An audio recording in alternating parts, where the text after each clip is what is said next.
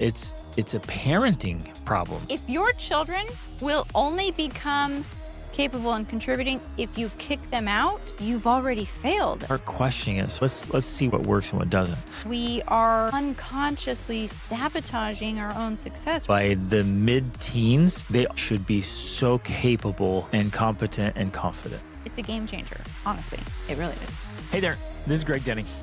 We want to reach as many people as possible and help as many families as possible with these conversations. And we want to keep this podcast ad-free forever.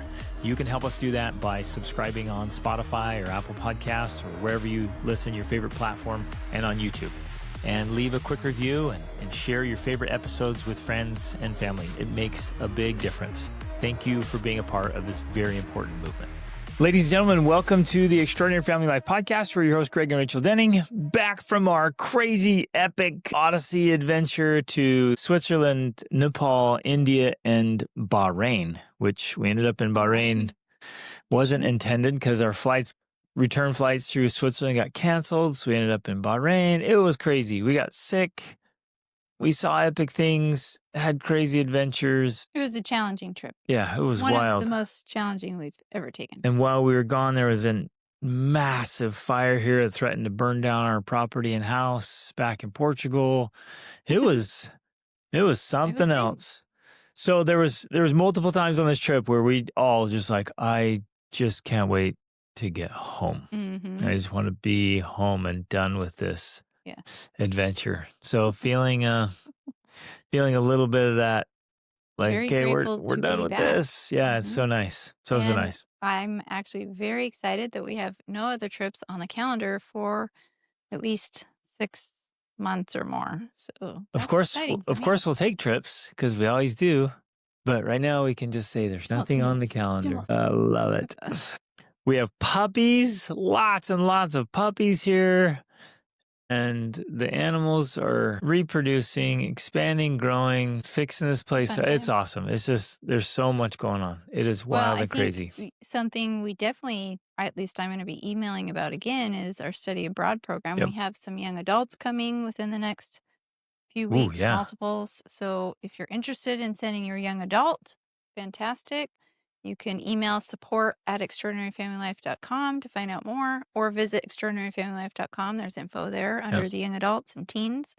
So that's fun. Then we also have our family study abroad program. It will be available this fall and winter. And spring. Here in Portugal. So that's something coming up as well.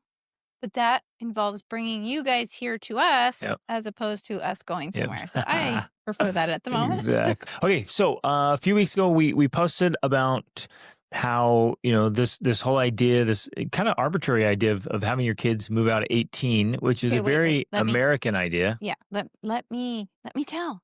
So really what happened is I found this woman who had posted this idea we had been discussing, talking about how the idea of moving out at 18 is actually a psyop. Like it's a psychological operation that's been used on us. That's kind of a trendy word that's been used, psyop, to make us think that that is the best way to raise your children, that you need to help them grow up and then move out at 18, launch into adulthood. Like you're saying, it's actually an American or a Western idea. Mm-hmm. It's not something that's found in other countries.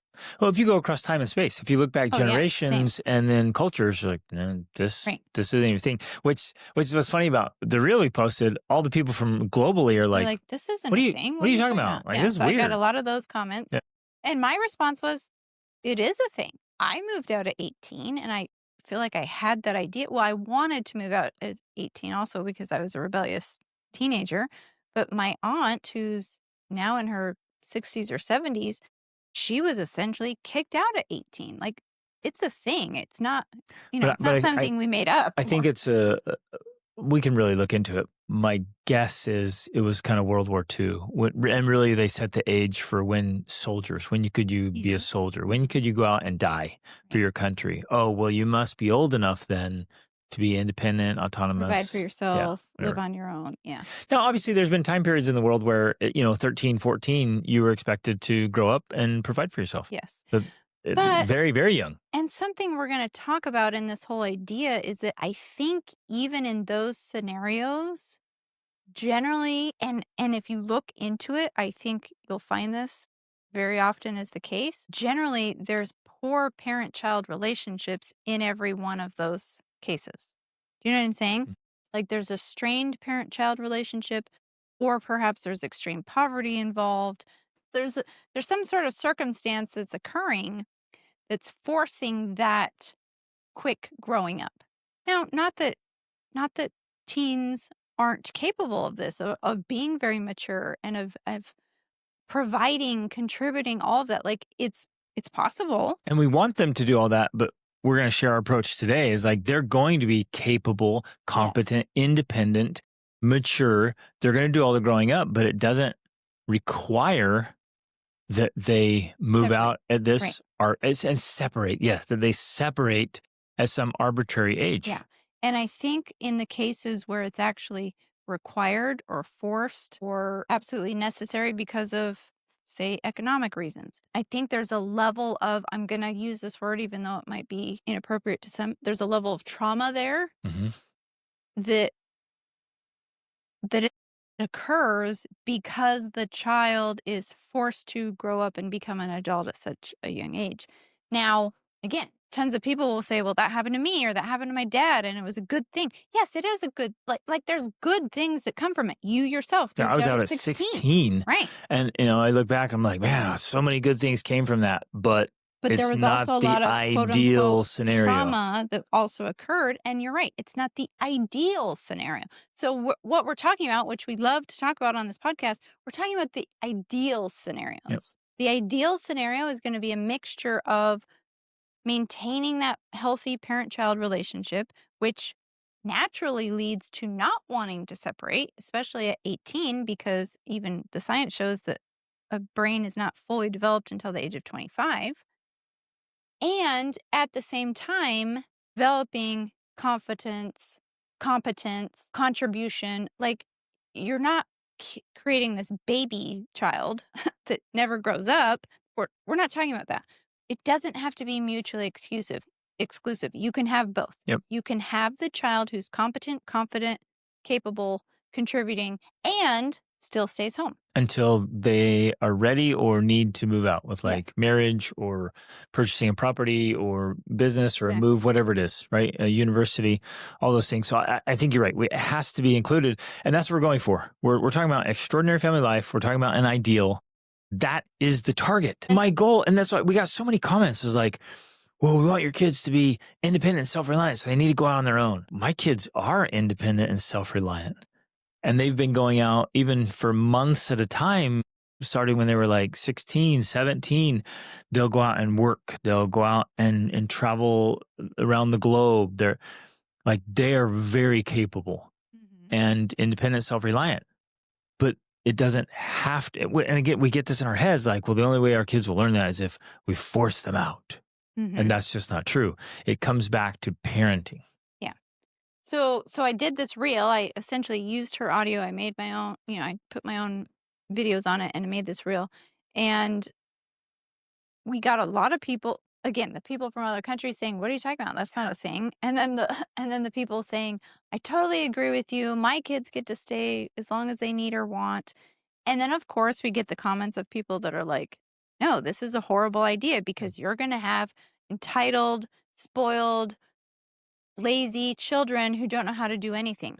And so kind of that's what we want to talk through here is like, no, like if your children will only become hardworking, competent, capable, and contributing if you kick them out, you've already failed as a parent because they should already be doing those things. Like successful parenting to me is your children are already doing those things and are such great human beings that one, you wouldn't need to kick them out. And two, you don't want to because you enjoy being around them so much and they're so helpful. They're so grateful. They're so useful. They're so capable.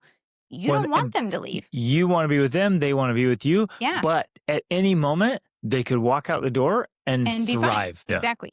That is the ideal. And that I think is what we want to help reframe. I mean, the reason we're doing this podcast, the reason I did this reel, in fact, I posted it a couple times. I want to spread this idea because I know for me, it's in a way been revolutionary and it resonates with me because I'm like, well, yeah, that's how it used to be. That's how it should be. Families are meant to Be generational. be Yeah. multi-generational, Yep. intergenerational, not, oh, here you go start your family over here and you start your family over here and we all live separated. That it's not meant to be that way. Right.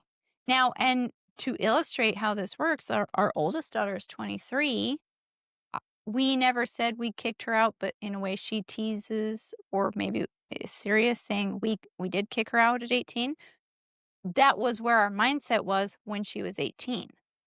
For me, that's where it was. Like, yeah, at 18, you should be moving out because that's how I had grown up believing. That's how you'd grown up believing. But what I'm trying to say is like even in that short period of time, our mindset has switched on this, like Yeah. 360 And it's or so 180, crazy I mean. because so the whole idea of the nuclear family, especially in the U.S., really started in the 40s, 50s, 60s. So by the time we were born in the late 70s, it was already Nuclear ingrained in society. It was social expectations. So we grow up, we just as a kid, or you don't even question it. You don't think to question it. You don't think, why are we do this? It's like, oh, this is just the way things are done. Mm-hmm. So by the time we're raising our kids, like, oh, 18, on you go. Never going, wait a minute, where does this arbitrary number come from? Mm-hmm. Why is that even a thing? Does it happen in other cultures? Has it happened throughout time? What are the pros and cons of it all? We just no thinking. It's like, well, we'll roll on, we'll keep parroting, and that's what's happening. And even though, because we started traveling when our oldest daughter was 4, and we had 4 kids under the age of 4, and we started to see some of this in other cultures that they continued to live together intergenerationally. They weren't moving out at 18. In fact, they were living there until they were 20 or 30 or even longer sometimes, or forever. They spent their whole life with their families. I often assume, though, that was out of desperation and poverty. Well, and I think that's how we did think about it. Because we thought, oh, well, they're in a developing country, so they do that because they have to. Yeah. And so that was part of our thinking. So even though we were seeing it, we still didn't totally connect the dots of like, wait a second, why does America do it differently? And why do we have this assumption that if your child doesn't move out at 18 and can't handle living on their own and being whatever, like all these things, that somehow now they failed to launch and you failed to prepare them. Like that's the way we thought about it.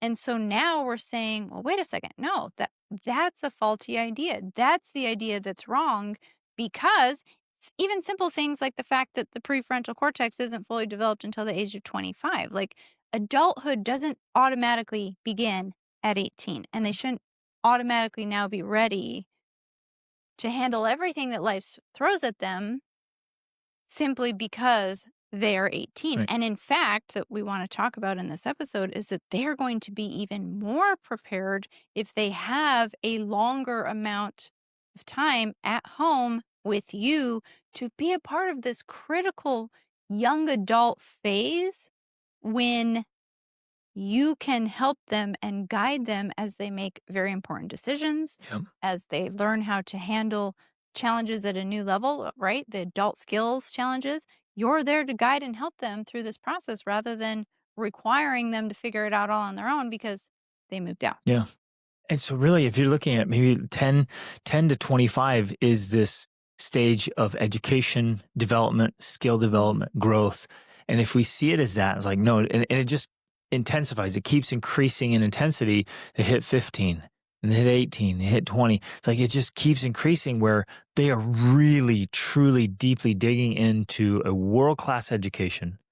Like the books, the academics, just really deep, powerful education and skill development. Skills for life and for career and occupation. Yeah. Well, so, and if we are supporting that, so instead of saying 18, you're on your own, it's like, no, 16 to 25, I'm going to support them in like pursuing all these really good things, experiences, classes, courses, training, apprenticeship, like all of this stuff that's going to help them be extremely valuable in the marketplace and in society and in family. Yeah.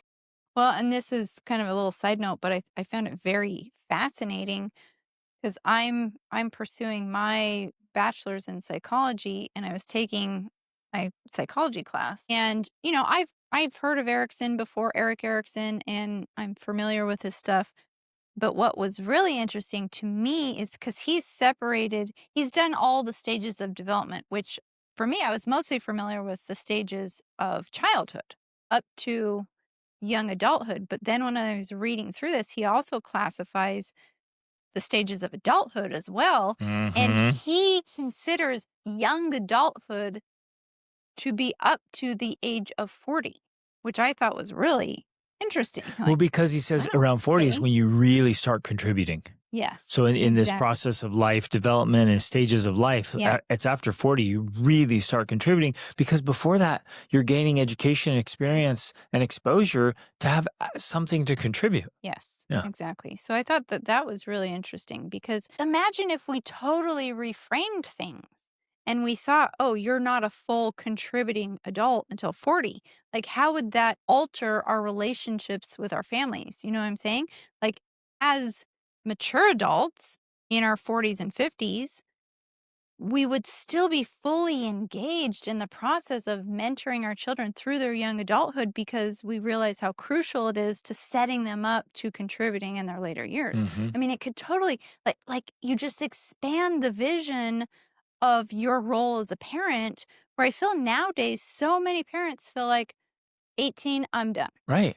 And Well, it's like they like, never think about parenting their yeah, child after the age of exactly. 18. Yeah. It's though you're done Yep. somehow. And that's part of the Psyop, right? Yeah. Because it's the nuclear family, it's dividing, it's separating. It's like, I can wash my hands now, I'm done. I did the bare minimum. My kids survived till 18, now you're out. Now you And like, figure it out on your and own. then I Yeah. can just do what I want. It's like, what a dumb idea. There's no generational family there. It's like, procreated, vision. I fed them and cleaned up after them for 18 years, and then get out of my life. You're annoying me. Yeah. This is messed Right. up. So now I know a lot of you listening and a lot of people commented like, no, that's a dumb idea. Moving out's the best thing ever. I moved out. I know people who moved out. That's so good, whatever. And America's the best way. I just want you to pause and realize that hands down, the United States is one of the most ill, diseased, broken societies on the planet. But if we don't travel extensively and have experience outside of it and study history, you just think, oh, this is a human experience. The widespread mental illness is a human experience. No, it's not. It's a cultural, it's a societal experience. The mental illness, the emotional illness that's being experienced right now in the US is not widespread. It's not worldwide. Unfortunately, it is spreading.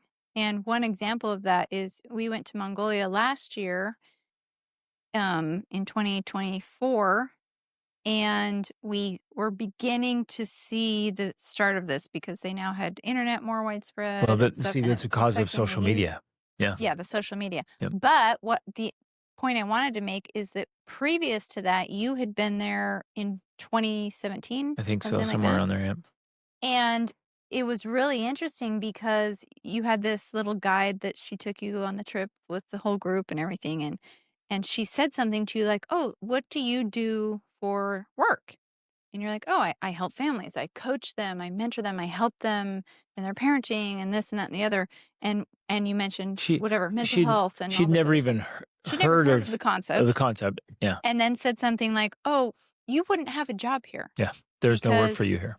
because we're so happy and healthy. Yep. And especially in a country like Mongolia, they are so family focused. They're a country that I love to talk about how I would be almost a fourth level mom there because they literally give out awards to mothers for the number of children you have. So if you have 8 children, you're a fourth level mom. I have 7, so I'm almost fourth level. I'm a third level mom. Like they really value family. And so That's being it, lost, though.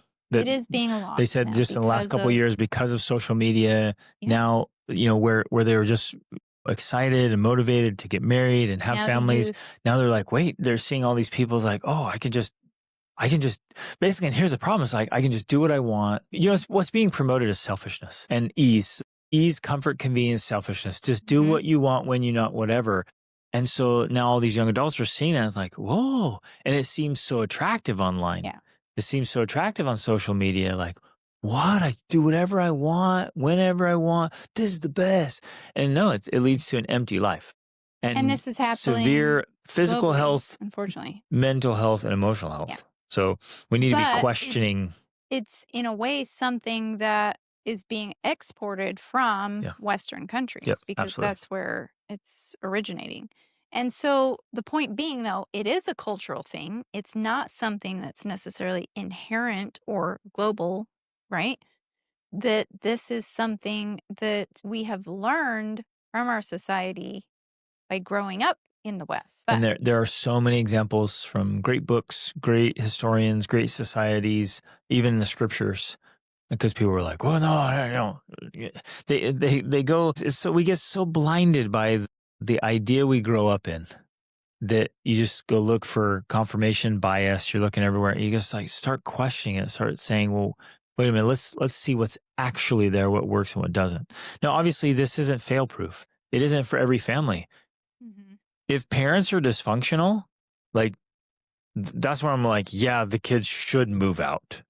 Well, okay, so let's read a couple of these comments because one of them was like, I'm going to have to think about this because it wouldn't work for every child, dot, dot, dot, gamers. I agree with you. This wouldn't work for a gaming child, but kind of So going wait, back to what I pause. So they're earlier. looking at the strategy of like let your kids stay longer and think that strategy won't work because I have a gamer, and we want to kind of Challenge that by saying, if you have a gamer, in my mind, if I have a gamer, I've already failed at parenting. So it's not the strategy that doesn't work. It's the fact that I raised a gamer. And you might say, well, no, it's not my fault. And I'm going to say, yeah, it is because you're the parent. If you've allowed your child to become a gamer, then that is a failure in my mind. Now, we all fail at things. That's okay. It's not a problem. We just then have to resolve it right, somehow. We have exactly. to fix it. It's more difficult when they're older, but it's possible. And yes, I would agree that if your child is already, say, 18, is in gaming, yep, I guess maybe they So do need to go.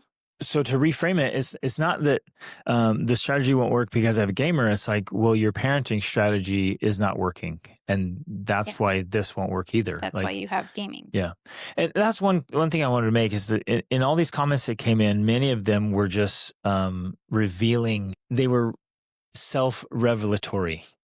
Yeah. So the parents like, my kids can't stay because they're just lazy and they don't do anything. They don't help out. They don't contribute. They just want to sleep all day. So there's no way I'm doing that. What a dumb idea.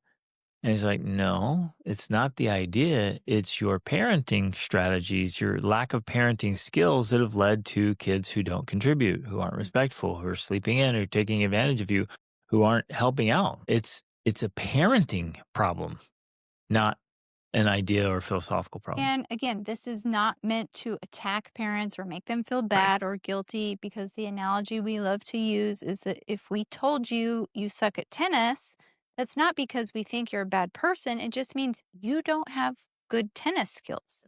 And parenting, just like tennis, is a skill that you learn. And so if you don't have good parenting skills because you've never taken parenting lessons, shocking, they don't exist, that doesn't mean you're a bad person. It doesn't mean there's something wrong with you. Right. You just haven't taken the lessons and you haven't practiced so that you have the parenting skills, just like as if you don't have tennis skills because you didn't take tennis lessons and didn't practice. Same thing. So important. So it's just bringing up a point. Oh, you obviously lack parenting skills because you haven't learned them or practiced them. That's all we're saying. right.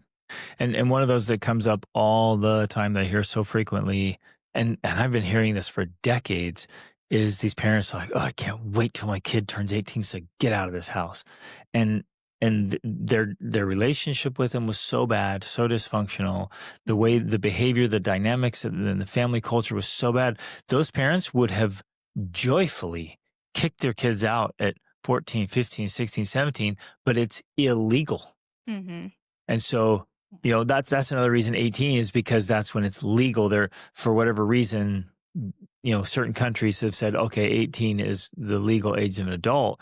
And so parents are just waiting until it's legal to kick their kids out. Right. Otherwise, they would have done it before. But again, has nothing to do with the age or legality or anything. It's like, no, you're failing the to have, relationship. exactly, to have the relationship you want and be the caliber of parent your kids need you to be. Right. Exactly. So then the real problem comes back to the lack of skills as opposed to The this whole strategy. idea Yeah. of launching, right? Exactly. So, okay, like this comment says, disagree.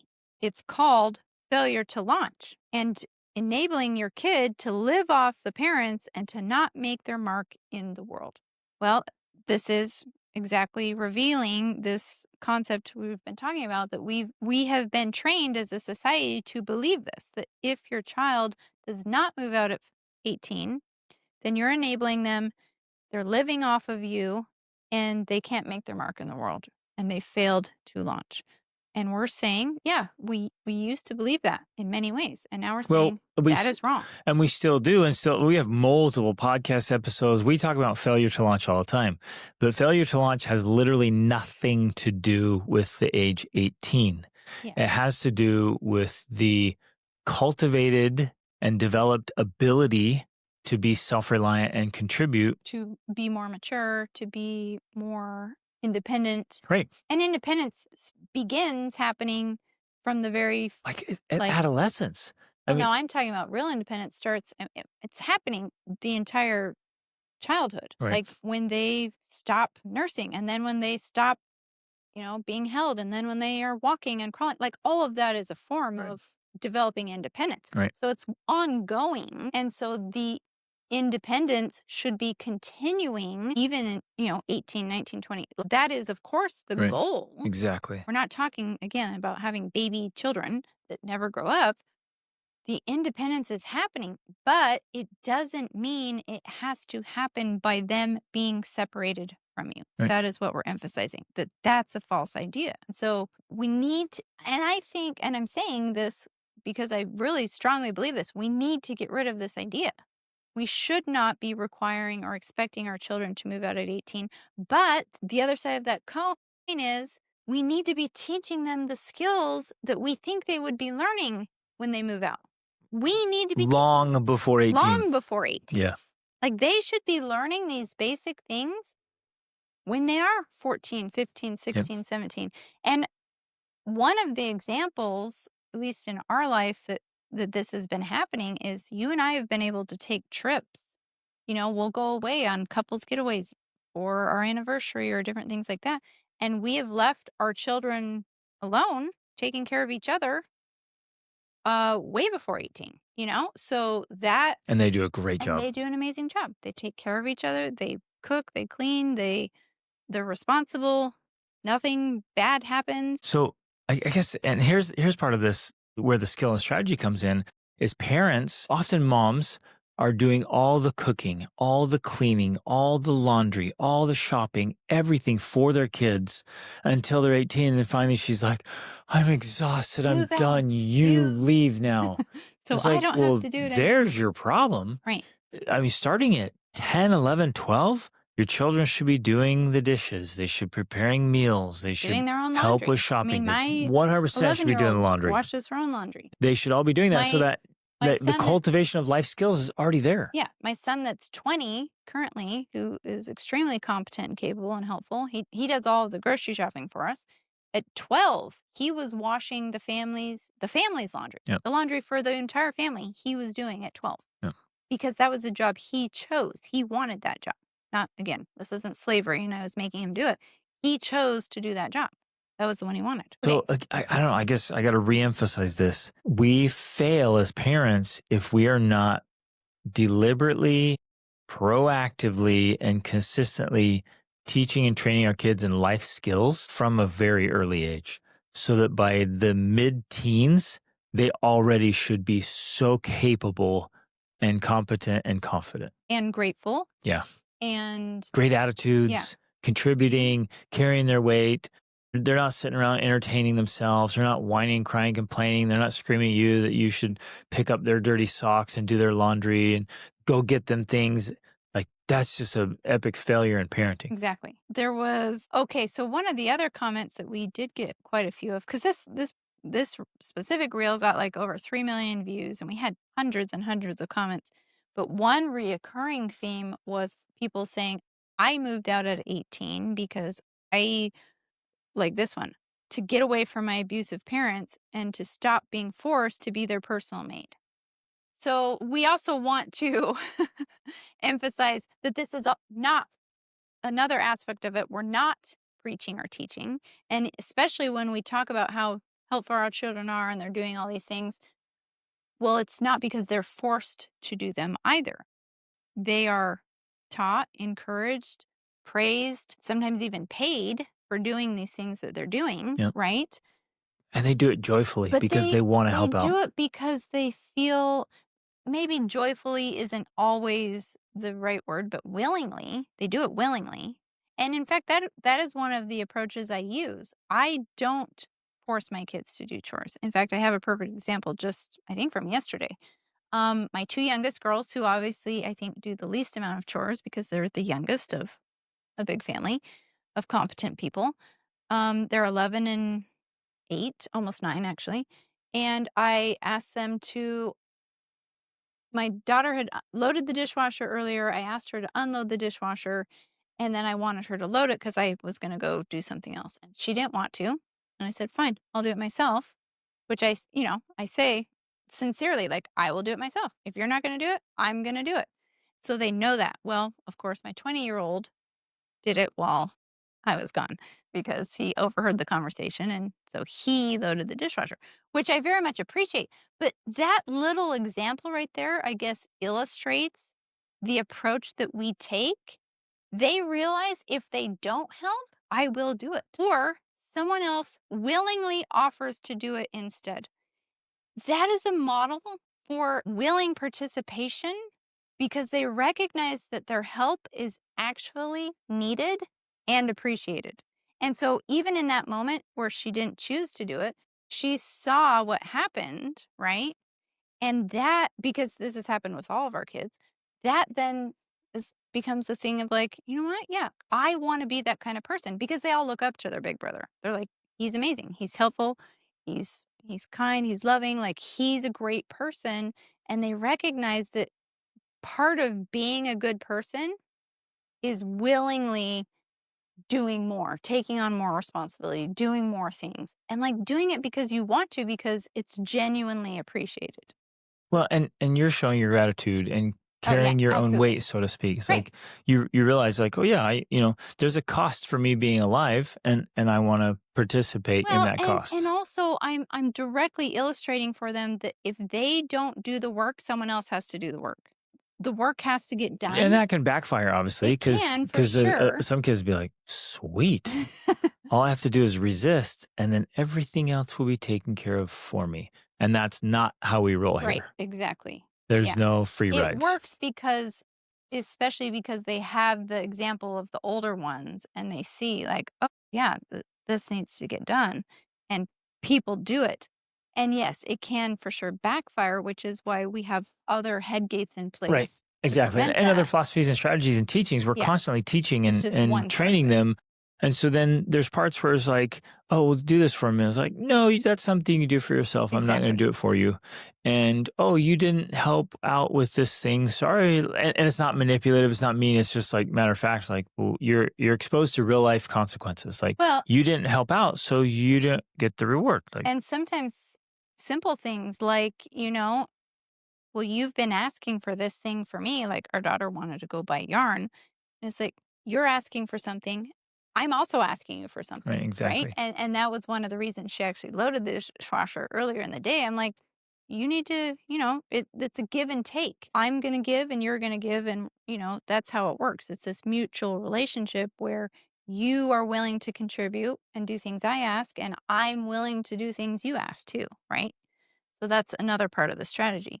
But the point is, ultimately, what we're trying to say is we need to be teaching and raising our kids long before 18 to recognize the importance of contributing to the family and beginning to participate in contributing to the family so that we don't have to worry about them being 18 and on one side being a slave so they want to leave, And on the other side, being so lazy and entitled That that you you want want them them to to leave. leave, Exactly, exactly. right. We don't want either scenario. We want the happy middle ground where they are contributing, they are competent, they're willing, and you enjoy being around them and you don't want them to leave because they're such great people. That's the magic space, Yep, at least for me. I love it. I am.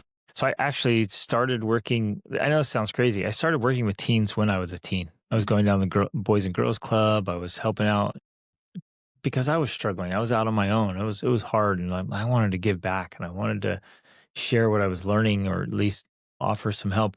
So I've been involved in that space, and it's amazing to keep kind of have your finger on the pulse for the last 30 years, literally, and to see what works and what doesn't. And I've seen it. I've seen it all. And I still work with teens every week.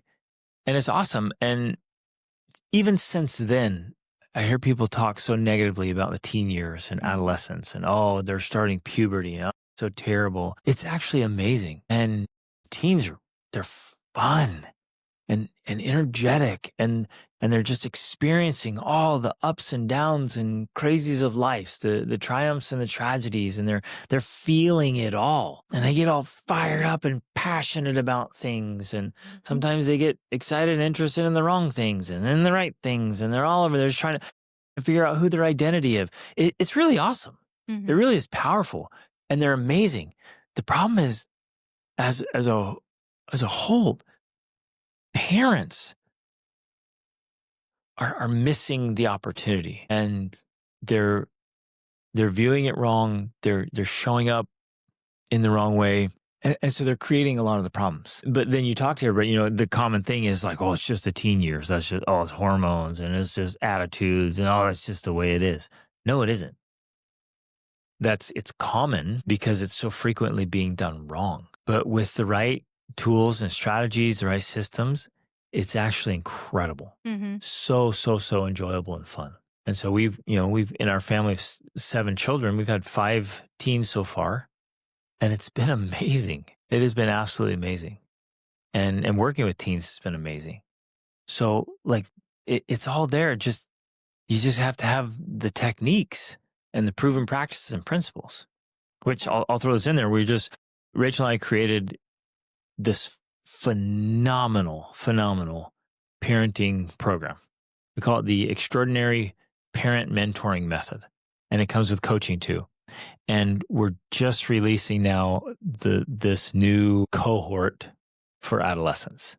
So it's Parents of adolescents. So the parents of adolescents, right? So it's just preparing for the people call the tween years. This is when you're starting puberty and adolescence and the teens. And it's all about, like, the way it turns out for the teen and for the entire family dynamic and culture and even legacy, I would say, is how we prepare for and how we handle those years. And those are brief years, and they fly by. They're pretty intense, and they go so fast, but it's worth every single effort.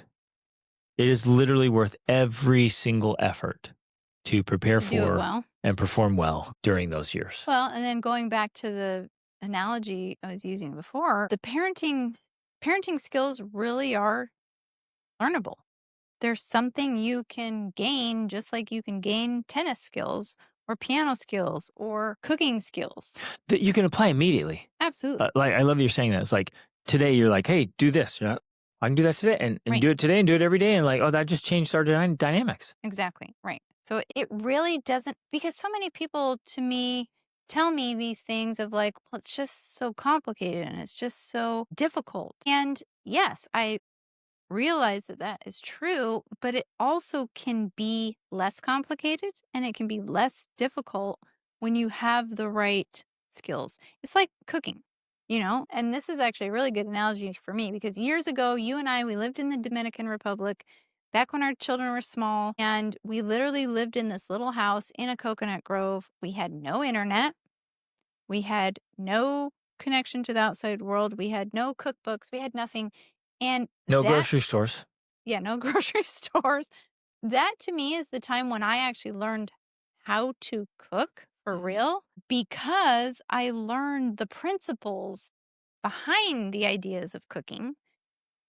But instead of simply just following a recipe. Now, the point I want to make with parenting, though, is that having both is the ideal. It's great to have a recipe, but when you also learn the principles behind what makes a recipe work, Mm.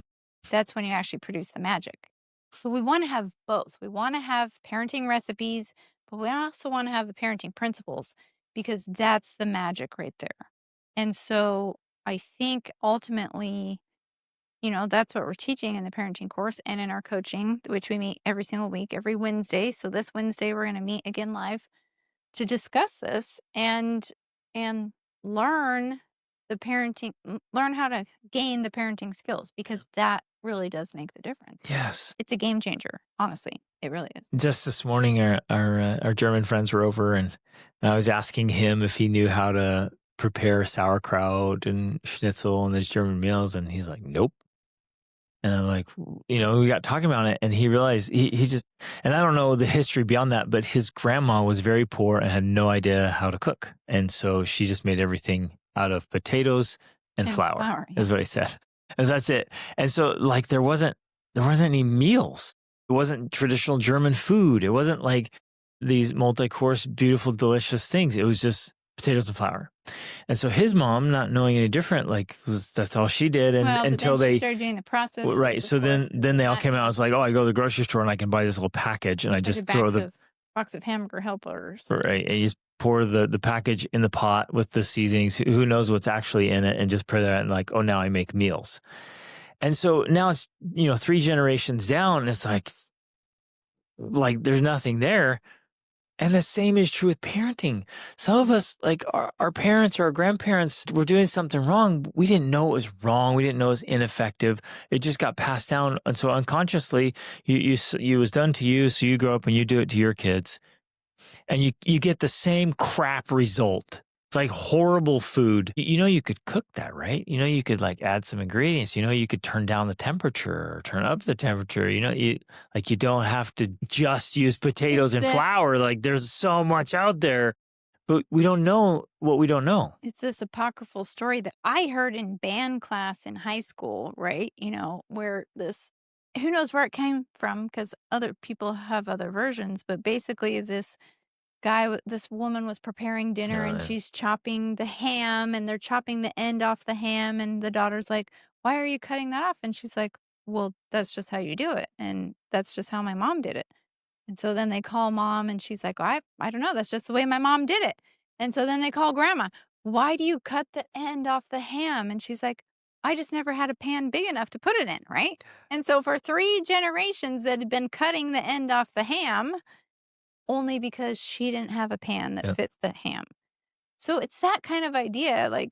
We're doing these things where we are unconsciously sabotaging our own success. We're creating the terrible teens. We're creating the terrible twos. And we don't know it because we just think, well, that's how it's always been done. That's how my mom did it. That's how my grandma did it. That's just the nature of teenagers. Right. But as you and I were talking the other day about a situation with an employee of ours, and I said, and I believe this firmly, and not said in judgment, but she's creating her own problems. And you said, well, she doesn't know that. And I said, I know. But just because you don't know you're doing it doesn't mean you're still not creating your own problems. And I think as parents, that's happening way too often for too many of us. So unconsciously, and we could say innocently, creating your own problems. Yeah. And you don't know it, but that doesn't mean you're still not doing it. You're still creating your own problems, even if you don't know that you're not doing it. Exactly. And so that's why the mentoring,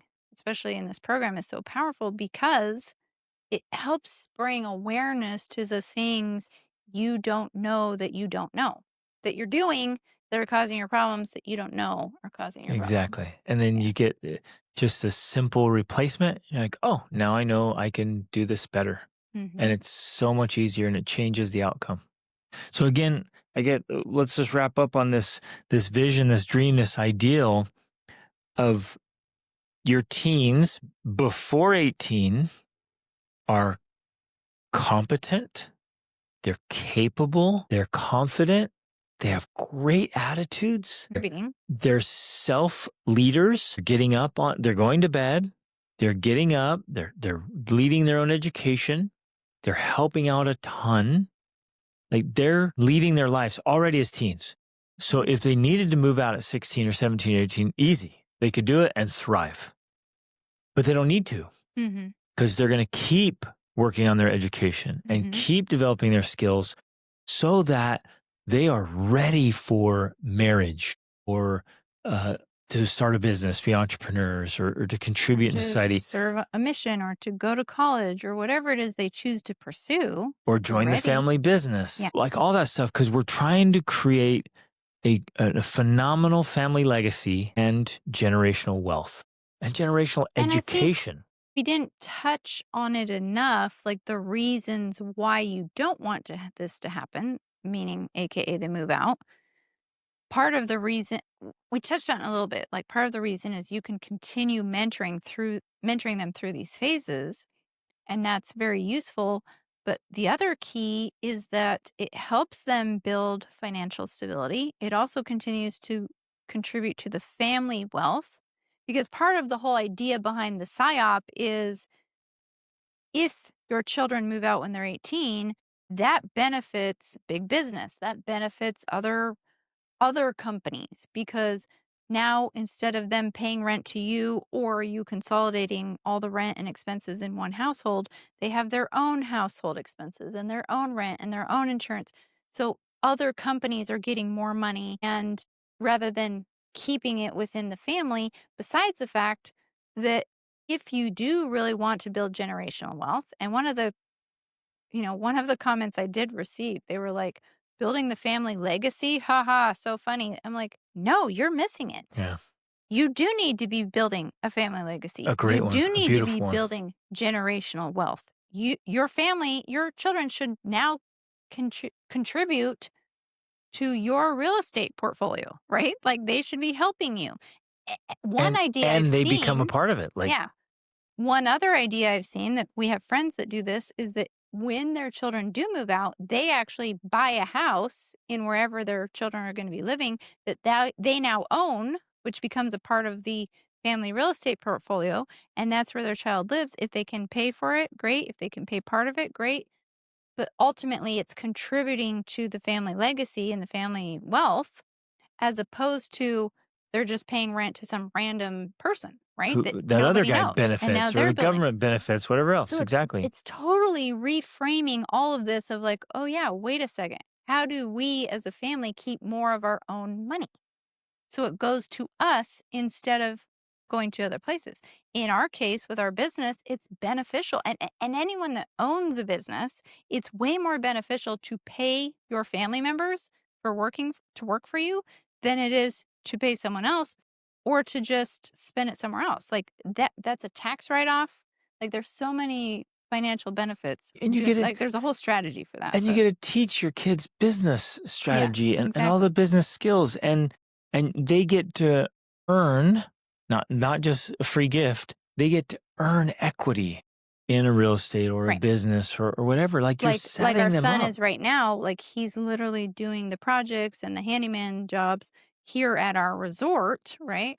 We've got 13 acres. We have, I don't even know the square footage. Big old building. Huge. He's literally putting sweat equity into this. Right. And he loves it because he's learning new skills every day. He's that kind of guy. He's a hands-on kind of guy. He loves building, fixing, doing all that. So, well, and our daughter's investing in it too. And anyways, it's awesome. So is it for everybody? No. Is it for dysfunctional families? Nope. You know, if I were a young adult right now or a youth and I was in a family that was really, really unhealthy and I'd be like, I'm out. I'm out of here. That's a good course. But if I'm a parent and like, oh, the kids aren't ready for this, I'm not going to look at the strategy and say that strategy doesn't work. I'm going to look at my parenting and say my parenting isn't producing the child who can fit like this to create this ideal. So I'm going to make adjustments in my parenting strategies. Yeah. And so we have a phenomenal relationship. So even if your kid decides, I do want to go out to college or in military or whatever your kid wants to pursue and do, great. The relationship should be absolutely phenomenal. And the pursuit of education should continue. I think we haven't even touched on this, but I'll finish with it. That's one thing that kills me is because these kids are moving out at 18 and they have to start working or doing all this other stuff, they're not getting a world-class education. Even, and I know this is going to hit some people, even if they're going to college. People think, well, they're going to college, they're getting an education. No. In fact, That doesn't even Dr. count. Amen, who is a brain specialist, he talks about how horrible college is on a teenage brain, Yep. a young adult's brain, because one, they're not sleeping, they're staying up late, they're often drinking, they're partying, Eating garbage. they're stressed out of their minds. He said college, he literally has said things like college should not be a thing that young For adults do that, because for that it's adolescent so brain development. unhealthy Yeah. for the brain. Yeah, exactly. So it's not working. It's not Yeah. creating the end result we want. Whereas if we can support and encourage our children who are leading themselves and leading their lives, they're going to get better sleep. They're going to eat better. They're going to get better education. They're going to get better skill development. They're just going to be so much better off. And because we have a great relationship, all of us are so much better off. And we're happier. Yeah. We're happier when we're together. And this is a real thing. It's not some pie in the sky. We are literally so happy spending time with all of our children, but I would say especially our young adult children. Now we do currently have 2 young adults who are out. Our Yeah. oldest is married, so she's with her husband, and then we have a son who's serving a mission for our church, and we miss in him. a foreign country, speaking Yeah. a different language. Yeah. So it's Spanish. fantastic. And it's a great experience for both of them, and we're so happy for them, and they are thoroughly enjoying what they're doing. But we miss them. We miss them a lot, and we love spending time with our other 2 young adult children who are still at home, and we all just like it just makes us so happy. I don't know, I don't know how to talk about how happy we are just being together. And I love And and I think part of the reason I love it so much is that because I moved out at 18, again, I was a rebellious child. My dad was controlling. And so we didn't have that. I never experienced this myself, but I love seeing my kids want to hang out with me every day. Like my son, who's 20, and my daughter too, but especially him, he's so intentional about okay, it's lunchtime, let's go have lunch together. He wants to make sure we're doing it together, right? And so we're doing our separate activities, but then he wants to coordinate, hey, let's eat lunch together. Let's have dinner together. He wants to have that together time. And then it's okay, it's the weekend. Let's do something together. They want to be with us and they want to spend time with us. And I just find that so heartwarming. Well, it's just awesome. We love it too. And it's important to point out, our kids aren't needy and Right. clingy. And we aren't those never let go of our kids Right. and never let them go anywhere or do anything. Yeah. And Because these 2 are the same ones who went to Budapest by themselves, and they went to Oslo by themselves, and they flew to Serbia by themselves. They're traveling all just over go by out and wander themselves. and go out and have hard experiences. Yeah. And we're just yeah, sucks, deal with it. And let them experience that. So, and there's no drama. We don't have the iconic, the typical family drama and the fighting and all the garbage. Not that we don't have disagreements or differing opinions, because we definitely do. And we all encourage that. have strong opinions, but we work through it and we learn how to negotiate it and we learn how to laugh about it, and it doesn't become this huge, there's no fighting. None. Yeah. That's awesome. So, get clear, ladies and gentlemen, get clear about your ideal. Spend some time really thinking about this. What does it look like, your family legacy dream? And then once you are clear about what it is, now start figuring out how to build it, make it happen. And especially that means getting the knowledge and skills. Parenting skills. Exactly. The parenting skills to make it happen. Mm-hmm. So love you guys. Family's everything. The work we do with our families is the most important thing there is. And I mean that sincerely. It's the most important work, focus, where we put our energy, our effort. Career. Yeah, the mission is what it is. So lean into it, give it all your best stuff. Invest in yourself and your family to that end. Make the sacrifices so that's at the top of the most important things you do. Love you guys. Reach upward.